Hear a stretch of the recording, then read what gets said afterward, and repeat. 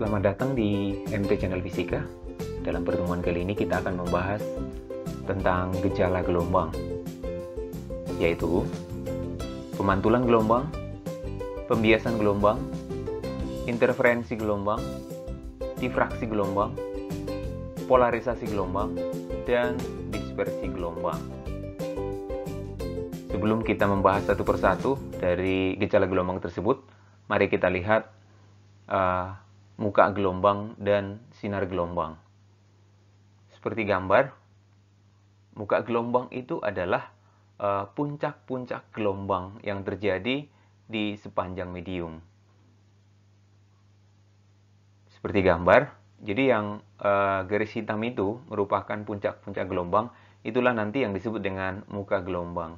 Sedangkan sinar gelombang itu adalah sinar atau garis yang ditarik secara tegak lurus terhadap muka gelombang. Dalam hal ini, kalau gelombangnya merupakan gelombang dengan sumber titik, ya, maka nanti muka gelombangnya akan berupa lingkaran, maka garis sinarnya pasti radial ke segala arah.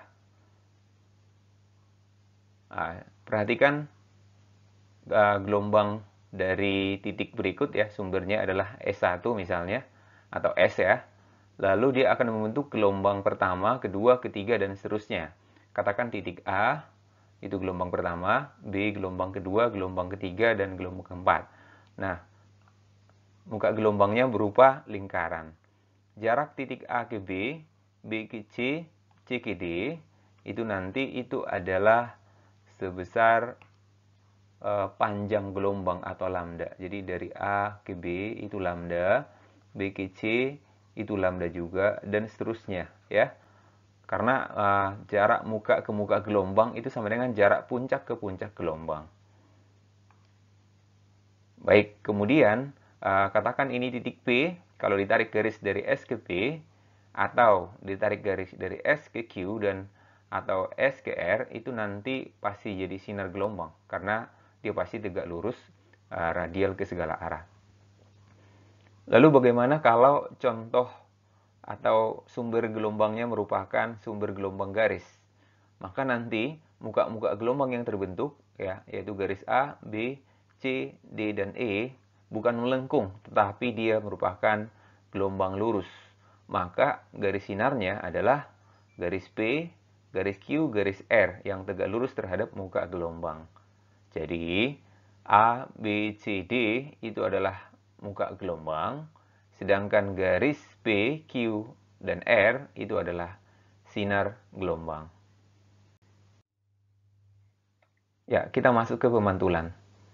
Ya, pemantulan itu seperti di gambar, di mana jika nanti gelombang mengenai suatu penghalang atau pemantul, maka nanti gelombang akan dipantulkan dengan hukum pemantulan, hukum Snellius. Dimana kalau misalnya gelombangnya ini adalah gelombang lurus datang misalnya, maka nanti hukum Snellius tentang pemantulan begini, sinar datang pasti tegak lurus terhadap muka gelombang, lalu akan dipantulkan dengan syarat begini, ya. Katakan kalau sinar datang SD, N garis normal, yaitu garis yang tegak lurus terhadap bidang pantul, dan sinar pantul itu SP, maka sudut datangnya itu harus sama dengan sudut pantulnya. Sudut datang adalah sudut yang dibentuk oleh sinar datang terhadap garis normal, sedangkan sudut pantul adalah sudut yang dibentuk oleh sinar pantul terhadap garis normal, bukan terhadap bidang pantul. Ya, pada peristiwa pemantulan ini, atau pada peristiwa pemantulan seperti gambar di sini, maka nanti frekuensi panjang gelombang akan tetap, maka otomatis cepat rambat gelombang juga akan konstan. Ya, pembiasan atau refraksi. Pembiasan atau refraksi merupakan pembelokan gelombang saat gelombang bergerak dari satu medium ke medium lain. Seperti gambar, misalkan ada gelombang air merambat dari daerah yang dalam menuju daerah yang dangkal, maka nanti akan terjadi pembiasan. Pada peristiwa pembiasan, panjang gelombangnya akan berubah, sementara frekuensinya tetap. Nah, bagaimanakah hukum Snellius tentang pembiasan? Hukum Snellius tentang pembiasan seperti ini. Misalkan ini adalah bidang batas yang membatasi dua medium. Katakan misalnya medium air dalam dengan air dangkal. Tentu kan berbeda mediumnya. Atau dalam perambatan cahaya juga misalnya udara ke air. Tentu ada pembiasan. Maka nanti sinar datang ya, nanti akan dibiaskan dengan sudut datang tidak sama dengan sudut bias. Melainkan persamaan untuk menentukan hubungan antara sudut datang dan sudut bias ya dipenuhi oleh persamaan sin i per sin theta i per sin theta r, atau sinus sudut datang per sinus sudut bias itu akan sama dengan kecepatan di medium 1 awal ya, dibandingkan dengan kecepatan di medium 2 akan sama dengan panjang gelombang di medium 1 dibagi dengan panjang gelombang di medium 2. Akan sama dengan indeks bias medium 2 atau tujuan per indeks bias medium 1. Nah, di sini terlihat bahwa jika sudut datangnya besar, maka dia akan cepat ya, sebanding ya. Jika sudut datangnya kecil, dia akan lebih lambat. Kalau dia cepat, panjang gelombangnya akan kecil. Kalau dia cepat, panjang gelombangnya besar. Kalau dia lambat, panjang gelombangnya kecil. Seperti ini. Berarti bisa kita simpulkan, di air dalam, panjang gelombangnya lebih besar, berarti dia lebih cepat dibandingkan dengan di air yang dangkal. Sebagai contoh, sebuah gelombang tsunami, katakan dia terbentuk di laut yang dalam dengan panjang gelombang 1 km, menjalar menuju pantai. Ketika gelombang tersebut hampir mencapai pantai, petugas BMG mencatat kecepatannya sebesar 72 km per jam. Nah, 72 km per jam ini kalau diganti itu sebesar 20 meter per detik ya. Nah, dan ketika dicatat kecepatannya 72 km per jam, ternyata panjang gelombangnya sudah menjadi 80 meter. Dari 1 km di perairan dalam menuju pantai tinggal 80 meter. Jadi makin pendek panjang gelombangnya. Jadi kalau seperti ini misalnya di laut dalam, lalu begini jadi makin kecil ya di daerah pantai. Ini yang dalam tadi ya. Dalam ini daerah garis pantai. Dekat pantai. Di mana di sini panjang gelombang mula-mula tadi 1 km. Sekarang panjang gelombangnya sudah 80 meter. Jika kecepatan di laut dalamnya adalah V1, sekarang kecepatannya dideteksi oleh petugas BMG itu adalah 20 meter per detik ya. Maka pertanyaannya, berapa kecepatan gelombang tersebut pada saat terbentuk? Berarti kecepatan awalnya di sini, ini V1-nya berapa?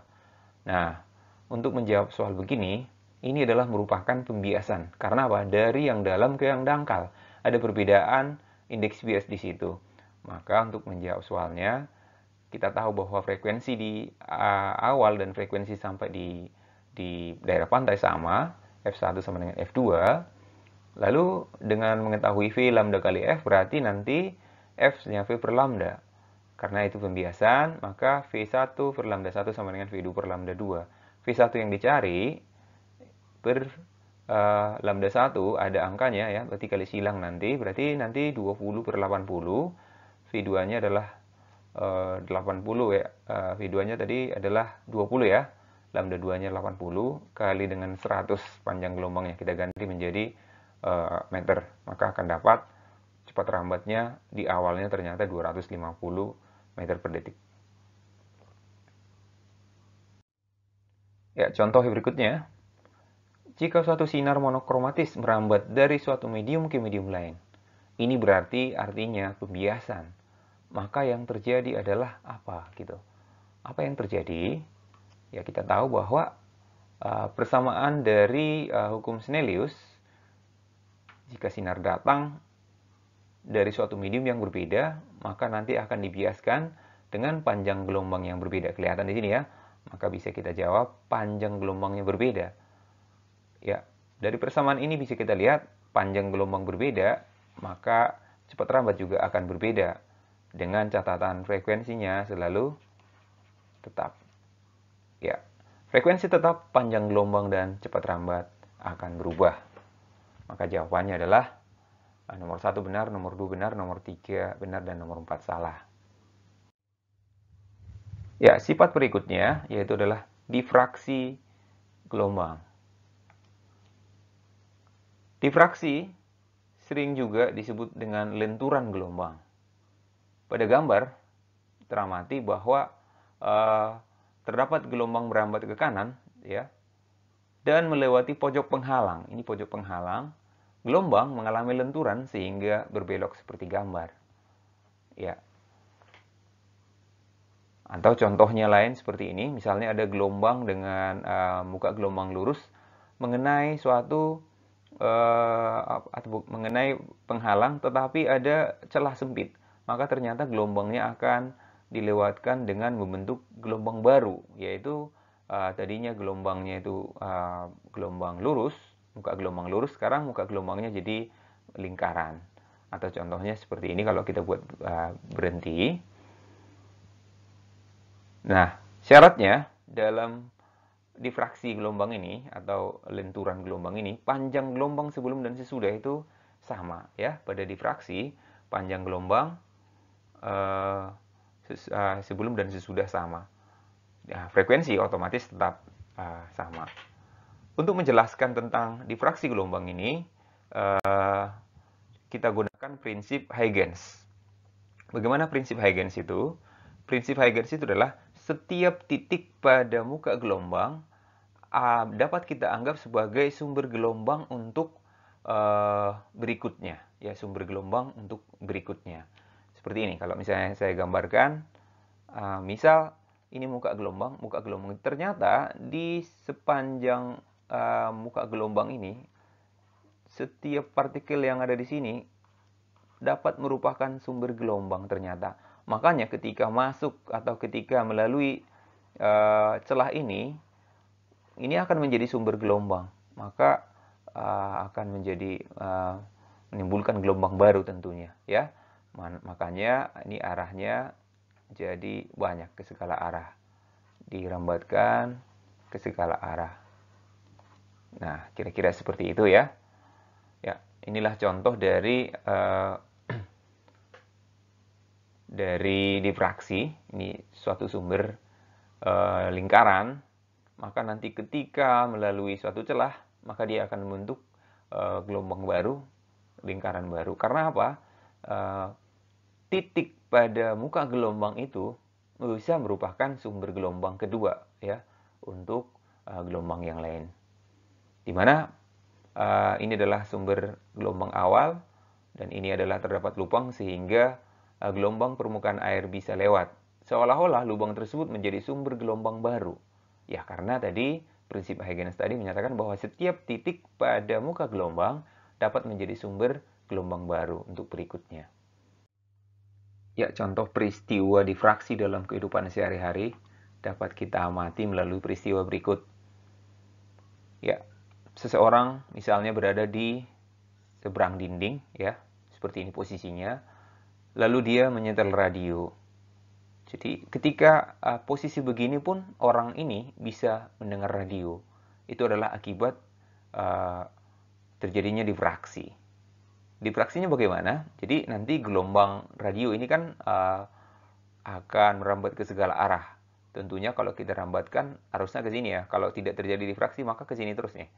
Ya, tidak akan belok. Tapi karena terjadi difraksi pada ujungnya ini, ya, pada ujung atau pada dinding ini, sudut dinding ini, muka gelombang yang sampai di ujung dinding dapat menjadi sumber gelombang titik, sehingga sumber titik tersebut menghasilkan gelombang yang merambat ke segala arah. Atau penjelasannya seperti ini, seperti gambar ini. Ini radionya tadi, lalu orangnya ada di sini, maka nanti orangnya juga akan mendengarkan radionya.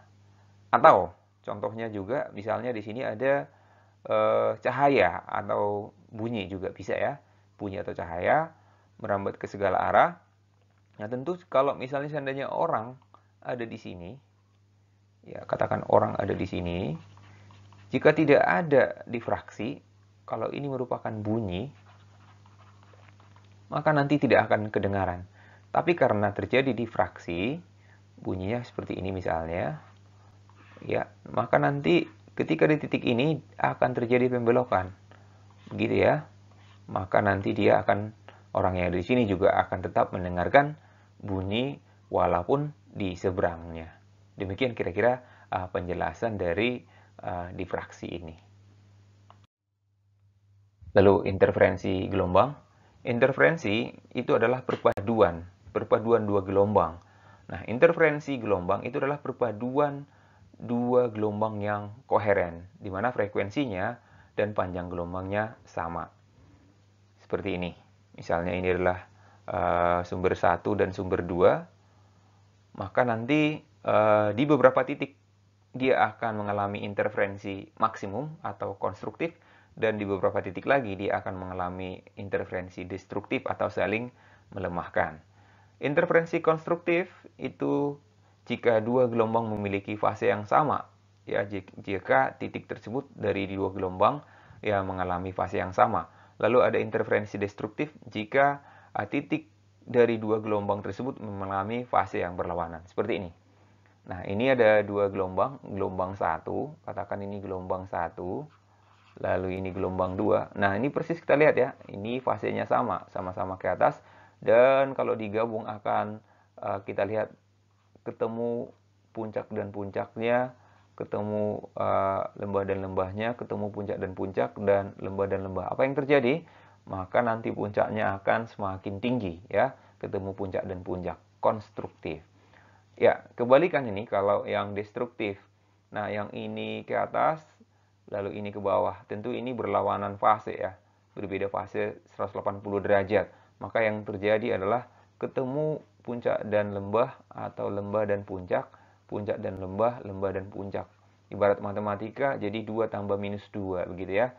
Maka nanti hasilnya akan destruktif, saling melemahkan. Bahkan bisa jadi ini gelombangnya jadi 0 jika amplitudo masing-masing gelombang 1 dan gelombang 2 sama besar. Oke, contoh penjelasan berikut untuk gelombang interferensi konstruktif. Nah, di sini ketemu gelombangnya adalah gelombang puncak ya, gelombang bukit dan bukit ketemu, ya ini ketemu maka menghasilkan bukit yang lebih besar. Oke, untuk yang destruktif, nah ini bukitnya sama lembah ketemu nanti ya, maka nanti hasilnya malah jadi kosong, jadi habis ya, 0 bahkan kalau ini amplitudonya sama. Ya, berikut contoh soal untuk menentukan titik-titik yang mengalami interferensi maksimum atau minimum. Oke, nah di sini ada dua sumber gelombang. Oke, lalu dia akan menghasilkan muka gelombang masing-masing ya, gelombang lingkaran. Pertanyaannya, di titik P yang berjarak dari S1, jaraknya berapa? Berapa lambda kah dia? Cara mengetahui berapa lambda? Nah, ingat tadi penjelasan saya sebelumnya, ini adalah lambda ya. Ini lambda. Nah, kita mau menuju titik P ya, ini 2 lambda, 3 lambda, 4 lambda, 5 lambda. Berarti jawabannya adalah 5 lambda. Oke. Lalu jarak titik P dari S2. Nah, kita S2 ini 1 lambda, 2 lambda, 3 lambda, 4 lambda, 5 lambda, dan 6 lambda. Jadi jaraknya adalah 6 lambda. Selisih jarak titik P ke S1 dan ke S2 itu adalah berapa lambda? Nah, S1 5 lambda, S2 6 lambda, maka selisihnya adalah 1 lambda. Nah, di titik P berarti itu adalah interferensi konstruktif maksimum. Kenapa? Karena selisih jaraknya adalah kelipatan lambda. Jadi kelipatan lambda, 1 lambda, 2 lambda, 3 lambda, dan seterusnya, pasti itu adalah interferensi maksimum. Nah, kita lihat untuk titik Q. Titik Q dari S2 berapa? Titik Q dari S2 dan Q dari S1. Nah, Q dari S1 dulu. Dari S1 kita hitung 1, 2, 3. Nah, ini setengah. Karena jarak antara puncak dan puncak ke sini ya. Ini masih setengah, berarti 3,5. Lalu kalau dihitung dari S2, 1, 2, 3, 4. Nah, ini 4 lambda. Maka selisih jarak antara Q ke S1 dan ke S2 itu adalah selisihnya, yaitu 0,5 lambda. Maka pada titik Q, kalau ditanya interferensi apa, itu interferensi minimum. Sedangkan di sini interferensi maksimum. Ingat, kalau ketemu puncak dan puncak, atau lembah dan lembah, itu akan interferensi maksimum. Tapi kalau ketemu puncak dengan lembah, maka itu interferensi minimum. Ya, berikut kita bahas tentang polarisasi gelombang. Polarisasi adalah peristiwa penyerapan arah bidang getar dari gelombang. Seperti ini. Misalnya, gelombang cahaya yang belum terpolarisasi tentunya bergetar ke segala arah, misalkan pada horizontal dan vertikal. Lalu, arah getarnya ini bisa kita serap dengan menggunakan suatu di sini kisi ya, atau suatu polaroid yang sumbu transmisinya bisa bebas kita atur. Nah, jika sumbu transmisinya vertikal, maka gelombang yang lewat adalah gelombang vertikal. Yang horizontalnya sudah terserap. Ya, sehingga nanti akan lewat. Lalu kalau sumbu transmisi berikutnya juga vertikal, mau sampai berapapun nanti sumbu transmisinya, kalau sama-sama vertikal, maka nanti tidak bisa menyerap gelombangnya lagi. Seperti itu. Tetapi, kalau kita buat polaroidnya atau kisinya itu kita buat seperti ini ya, posisinya pertama vertikal, maka nanti cahaya yang bergetar segala arah itu nanti akan dipotong gelombang horizontalnya ya, karena yang bisa lewat yang vertikal, lalu dipasang lagi di depannya lagi, atau kisi keduanya atau polaroid keduanya posisinya horizontal, maka tidak bisa lagi lewat gelombang yang vertikal tadi, karena sudah ditahan sama yang horizontal. Ya, untuk supaya lebih gampang dipahami, ibaratkan ada sebuah tali ya, kemudian kita taruh seperti ini papan-papan, lalu kita buat celah-celah. Kalau kita getarkan ujung ke ujung, maka sebenarnya tidak ada gangguan pada tali ini, bebas saja karena dia bebas bergerak naik turun. Akan tetapi coba kita buat posisinya seperti ini. Yang dari yang pertama bisa lewat karena dia bebas bergetar naik turun, tapi untuk yang kedua ini karena dibuat horizontal, maka dia akan nggak bisa gerak lagi. Nah, begitu ya. Oke, nah kemudian pada polarisasi tidak terjadi peristiwa ini pada gelombang longitudinal, hanya gelombang transversal saja. Kenapa? Karena gelombang longitudinal arah getarnya sejajar dengan arah rambatnya, maka tidak ada yang bisa dipotong atau diserap. Jadi hanya gelombang transversal yang arah rambatnya tegak lurus terhadap arah getarnya yang bisa diserap arah getarnya. Sebagai contoh, ada sebuah gelombang elektromagnetik terdiri dari B dan E, medan magnet dan medan listrik saling tegak lurus, bergerak menuju susunan kisi seperti gambar. Oke, pertanyaannya, apakah gelombang B diteruskan kisi pertama, lalu setelah itu ditahan kisi kedua? Nah, kita lihat gelombang medan magnet, ini B, vertikal. Maka kalau ini vertikal, kalau kita lanjut, ini akan lewat dari kisi yang pertama. Karena apa? Ini sumbu vertikal. Akan tetapi, dia akan ditahan oleh kisi yang kedua. Maka pernyataannya adalah pernyataan yang benar. Yang kedua, gelombang B diteruskan oleh kedua kisi. Gelombang B diteruskan ke kisi pertama, kedua enggak ya. Itu adalah salah. Lalu gelombang E, gelombang medan listrik bagaimana? Medan listriknya horizontal. Maka di kisi pertama aja sudah ditahan. maka gelombang E ditahan kisi pertama, oke benar, sehingga tidak ada yang bisa diteruskan. Sehingga tidak ada yang diteruskan. Gelombang E ditahan oleh kisi pertama sehingga tidak ada yang diteruskan. Masih ada yang diteruskan, yaitu gelombang yang diteruskan adalah gelombang B. Maka itu jadi pernyataan yang salah. Kemudian setelah kisi kedua tidak ada gelombang yang lewat, benar nggak? Oke, pertama kita lihat gelombang B diteruskan oleh kisi pertama, oleh kisi kedua ditahan. Oke, sekarang gelombang E. Gelombang E-nya dari yang pertama aja sudah ditahan, sehingga ini adalah pernyataan yang salah tentunya.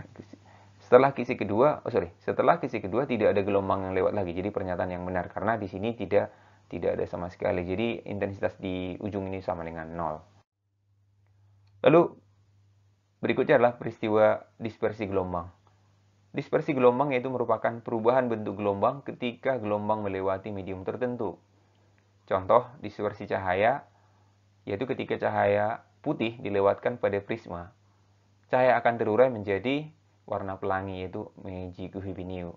Ya, misalnya ini cahaya putih dilewatkan pada prisma, maka dalam prisma ini akan terjadi pembiasan tentunya, maka akan terjadi penguraian ya, penguraian sinar menjadi Meiji Kuhibiniu.